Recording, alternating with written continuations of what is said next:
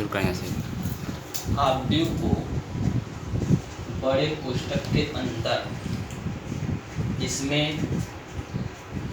A1, A2, A3, B1, B2, B3, C1, C2, C3 ये आव्यूह है। इसमें इसको जो क्षैतिज अवस्था में है, क्षैतिज अवस्था में इसको पंक्ति कहते हैं। पंक्ति इंग्लिश में रो। और ये ऊर्ध्वावस्था में, ऊर्ध्वाधर अवस्था में ये इसे स्तंभ कहते हैं। स्तंभ इंग्लिश में कॉलम।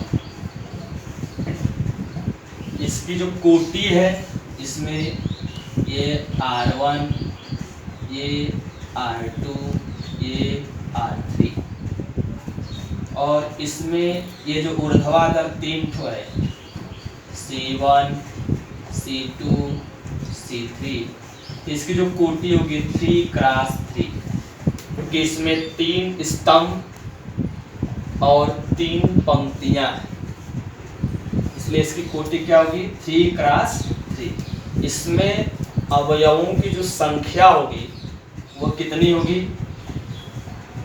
अवयवों की संख्या 3x3 = 9। इसको बड़े कोष्ठक के अंदर स्तंभ और पंक्ति के रूप में आव्यूह को व्यक्त किया जाता है।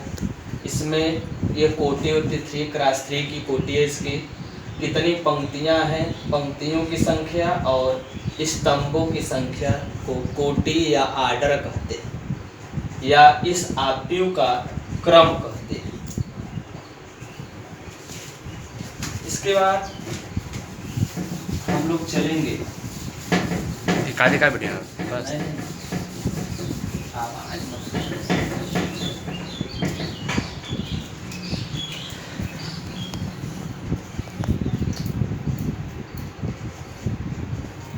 प्रश्नावली 3.1 में NCERT की बुक है।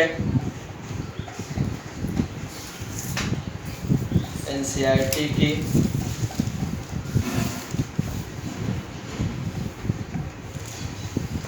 जिसमें पहला सवाल है आव्यूह ए। पहला क्वेश्चन ए 235 रूट में 3 5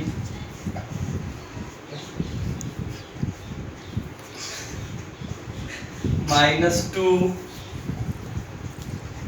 1 19 5/2 -5 7 -12 17।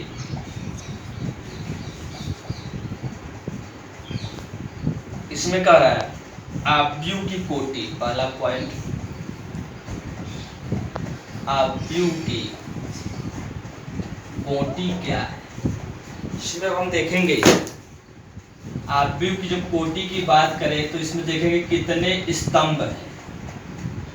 1 2 3 4 स्तंभ है। कितनी पंक्तियां हैं? 1 2 3। इसकी जो कोटि होगी वो 3x4 क्योंकि पंक्तियों की संख्या पहले लिखी जाती है और स्तंभों की संख्या बाद में लिखी जाती है।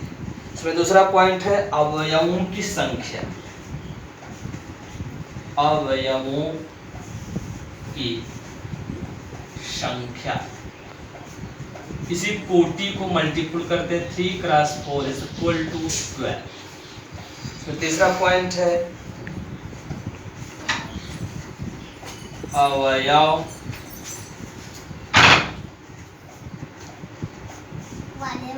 A13।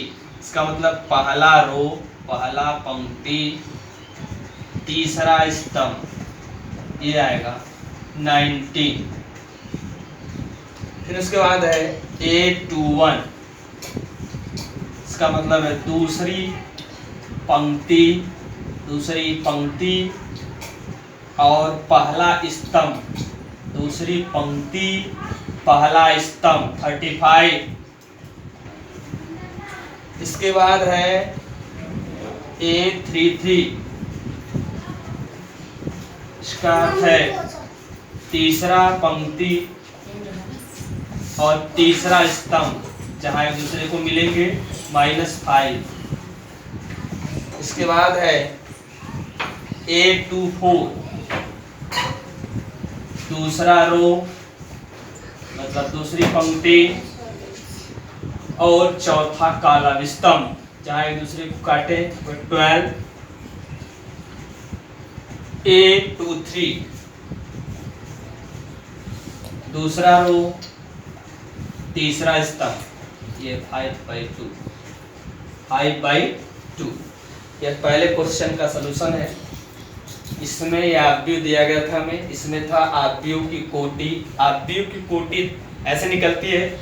इसमें पहले सर्वप्रथम गिनते हैं कि पंक्तियां कितनी हैं, कौन पंक्तियां हैं 3, फिर उसके बाद स्तंभ कितने हैं 4, तो कोटि हो जाएगी 3x4। अवयवों की संख्या इस आव्यूह में इस कोटि को मल्टीपुल करते हैं, 3 चौके 12। फिर अवयव ये हमें दिया था A13, मतलब पहला पंक्ति और तीसरा स्तंभ एक दूसरे को जहां काट रहे हैं वह 19। फिर A21 मतलब दूसरे पंक्ति और पहला स्तंभ, ये दूसरा पंक्ति पहला स्तंभ 35। A33 मतलब तीसरा पंक्ति तीसरा स्तंभ, तीसरा पंक्ति तीसरा स्तंभ -5।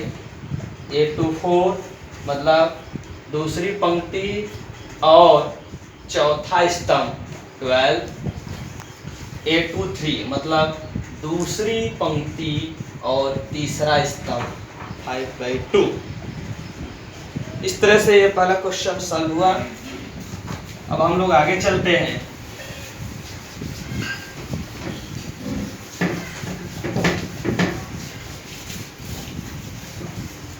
इसमें नेक्स्ट प्रश्न है, यदि किसी आव्यूह में 24 अवयव हैं तो इसकी संभव कोटियां क्या है? यदि इसमें 13 अवयव हों तो कोटियां क्या होंगी?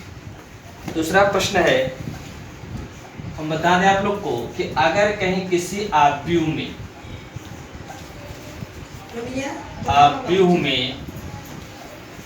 24 अवयव हैं तो संभव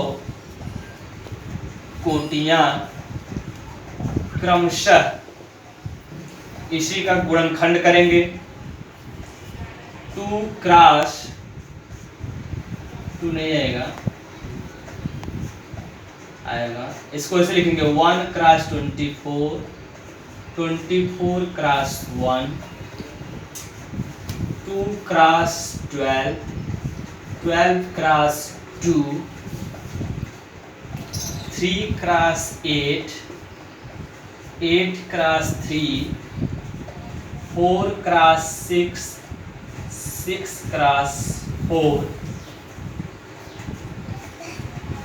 मतलब मल्टीपुल करने के बाद 24 आपको प्राप्त हो जाए तो 24 से कम 24, 24 से कम 24, 12 दूना के 24, 12 दूना के 24, 8 त्रिक के 24, 3 आठे 24, 8 त्रिक के 24, 6 चौक के 24, 4 छक 24। इस तरह से अगर किसी भी आव्यूह में 24 अवयव हैं तो उसकी संभव कोटियां इतनी बनेगी।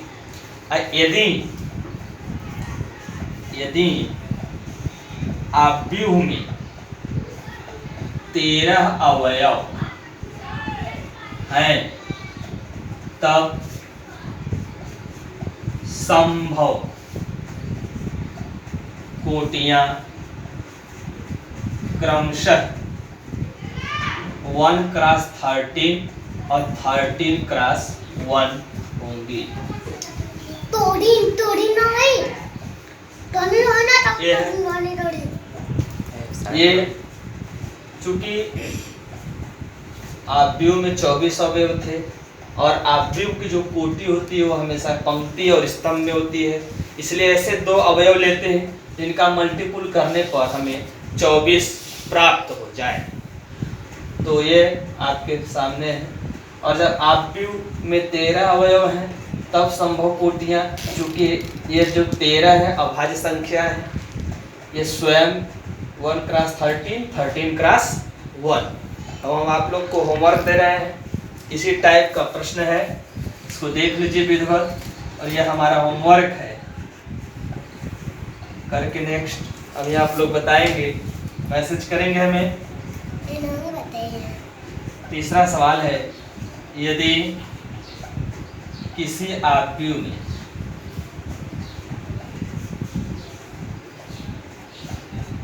अठारह अवयव हैं तो उसकी संभव कोटियां कितनी? तो इसकी संभव कोटियां कितनी? यदि इसमें 5 अवयव हो, यदि इसमें 5 अवयव हों तब संभव कोटियां कितनी होंगी? ये मेरा प्रश्न है, इसको आप लोग होमवर्क करके दिखाएंगे। इसके बाद हम चल रहे हैं क्वेश्चन नंबर 4 पर, जो आपकी बुक्स में है। उसके बाद क्वेश्चन नंबर 5 होमवर्क रहेगा। ये हो गया, ठीक है? समझ आ रहा है सबको? ओके।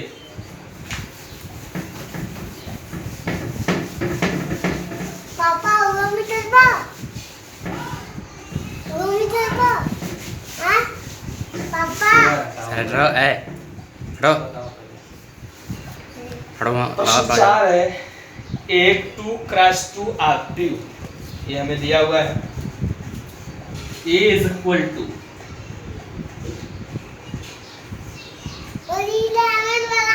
IJ की रचना कीजिए जिसके अवयव निम्नलिखित प्रकार से प्रदत्त है। पहला पॉइंट इसमें जो है, IJ is equal to I plus J का होल वर्ग बटे के 2, ये है बटे के 2। अब इसमें हम लोग क्या करेंगे, IJ का मान रखेंगे जो हमें पंक्ति और स्तंभ को, और हमें ये देखना है इसमें कि आव्यूह कैसा है। आव्यूह 2 क्रॉस 2 का, 2 क्रॉस 2 आव्यूह की जो कोटि हो क्या है, 2 क्रॉस 2। तो पहले हम रखेंगे 1 1 1 1, मतलब 1 प्लस 1 का वर्ग बटे के 2, 2 आएगा, इसका वर्ग होगा 4/2 इज इक्वल टू 2, मतलब 1 1 हुआ 2। इसी तरह से लिखेंगे 1 2, इसका मतलब I का मान 1, J के मान 2 का वर्ग बटे 2, ये हो जाएगा 9/2। चूंकि कोटि 2 क्रॉस 2 है इसलिए 2 तक ही जाएगा। स्तंभ की संख्या में प्राप्त हो गई 2, फिर यहाँ से चलेंगे 2 1, 2 प्लस 1 का वर्ग बटे 2, 9/2, और 2 2, 2 प्लस 2 का वर्ग बटे 2, 16/2 इज इक्वल टू 8। ये जो हमें प्राप्त हुआ 1 1, ये पहले पंक्ति और पहले स्तंभ का अवयव है। ये 1 1 जो प्राप्त हुआ है पहले पंक्ति और पहले स्तंभ का अवयव। ये 1 2 जो प्राप्त हुआ है ये पहले पंक्ति और दूसरे स्तंभ का अवयव है। ये 2 1 जो है दूसरी पंक्ति और पहले स्तंभ का अवयव है। ये 2 2 जो है दूसरी पंक्ति और दूसरे स्तंभ का अवयव है। अब इसको आव्यूह में कैसे लिखेंगे, ये देखिए, A बराबर लिखेंगे यहाँ पर A11, A11 या लिखेंगे A12, फिर ये लिखेंगे A21 A22। अब इन सब की वैल्यू रख देंगे। इसकी वैल्यू A11 की 2 है, A21 की 9/2 है, ठीक। A12 की 9/2 है और A22 की 8। ये हुआ ये आव्यूह का निर्माण। तो याद है इस तरह से एक हमें आव्यूह दिया था जिसका कोटि था 2x2। इसको इस रूप में लिखा गया था Aij, और ये हमें प्रश्न था पहला पॉइंट Aij। इसमें हमने I11 Aij का मतलब है I जो है पंक्ति की संख्या है और J स्तंभ की संख्या है। तो 11 पहला पंक्ति पहला स्तंभ 11 रखा गया। 4 आया वर्ग करने पर 2 से डिवाइड 2। 12 मतलब पहला पंक्ति दूसरा स्तंभ यहाँ पे रखा गया 9/2। 21 दूसरी पंक्ति पहला स्तंभ 3 का वर्ग 9/2। 22 दूसरी पंक्ति दूसरा स्तंभ जब जोड़ा गया 4 का वर्ग 16 में 2 से बैठ के 8। ये आप भी हमने बनाया यहाँ से A11 A12 A21 A22 value सारे रख दिए। इस तरह से आव्यूह A हमें प्राप्त हो गया। अब हम इस पे चौथे में 2 और प्रश्न है जो आप लोग करके हमें दिखाएंगे। मिटा रहे समझ में आया? ओके डा बंद करा।